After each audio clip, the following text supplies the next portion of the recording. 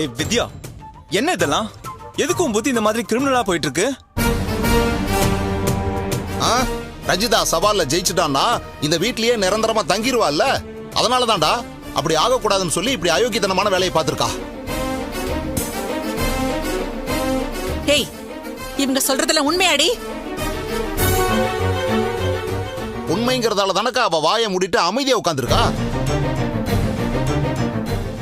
இதுவே பொய்யா இருந்திருந்தா வானத்துக்கும் பூமிக்கும் குதிச்சிருப்பாள்ல.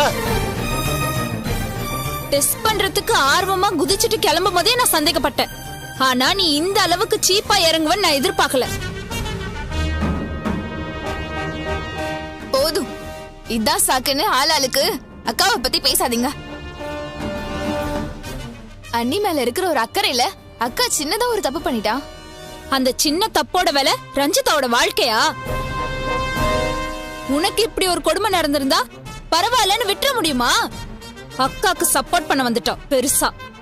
போதும் சுதா, ஏதோ நடந்து போச்சு. ரஞ்சிதா செஞ்ச தப்ப மறைக்கிறதுக்காக எல்லாரும் அண்ணியை டார்கெட் பண்ணக்கூடாது. நாங்க யாரும் டார்கெட் பண்ணல. நீங்க எல்லாரும் சேர்ந்துதான் ரஞ்சிதாவை டார்கெட் பண்ணி அவளை குத்தி காமிச்சுக்கிட்டே இருக்கீங்க.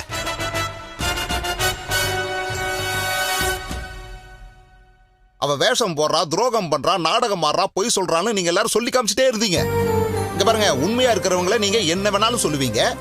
இந்த மாதிரி கிரிமினல் ஆக்டிவிட்டி பண்றவங்கள நாங்க எதுவும் சொல்லக்கூடாதா? அருண் ரஞ்சிதா கூட சேர்ந்துட கூடாதுன்னு ஒரு பொய்யான ரிப்போர்ட்ட குடுக்கற அளவுக்கு உங்க பொண்ணு வந்திருக்கா. இதெல்லாம் என்ன புத்தியா நீ? உங்க பொண்ணு மேல இவ்ளோ பெரிய தப்ப வச்சுக்கிட்டு நீங்க எப்படி இன்னொரு பொண்ணை குறை சொல்லலாம்? ஏய், என்னடி ஏன் பேசாம இருக்க? இந்த அசிங்கம்லாம் எனக்கு தேவையா? உன் பையனுக்கு இப்ப வாரிசு கிடையாதுன்னு ஜோசியர் தான் எனக்கு தெளிவா சொல்லிட்டாருல்ல. அப்புறம் எதுக்கடி குறுக்கு வழியில போன? ஒழுங்கா இவளை டெஸ்ட் பண்ணிருந்தாலே ரிப்போர்ட் இவளுக்கு எதிரா தான் வந்திருக்கும். அத வச்சே இவளை விரட்டி இருக்கலாம். நீ பண்ண காரியத்தால இப்ப எல்லாமே கெட்டு போச்சு. ஏதோ டென்ஷன்ல தப்பு பண்ணிட்டேமா, என்ன மன்னிச்சிருங்க. வித்யா, நீ மன்னிப்பு கேட்க வேண்டியது அம்மா கிட்ட இல்ல, ரஞ்சிதா கிட்ட.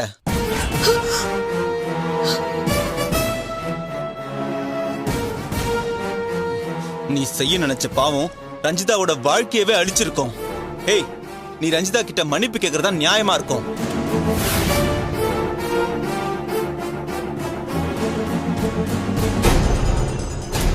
ஏய், மன்னிப்பு கேளு வித்யா. டேய், அதான் அம்மா கிட்ட கேட்டேல்ல, அவ்வளவுதான். ஒவ்வொருத்தர்கிட்டயும் தனித்தனியா மன்னிப்பு கேட்க முடியாது, அதுக்கு அவசியமோ இல்ல. ஏய், நான் சொல்றேன். வித்யா தப்பு செஞ்சத நான் நியாயப்படுத்தல. இவ தப்பு செஞ்சிருக்கா, அதுக்கு பொதுவா மன்னிப்பும் கேட்டுட்டா. அதோட அந்த பிரச்சனை முடிஞ்சு போச்சு.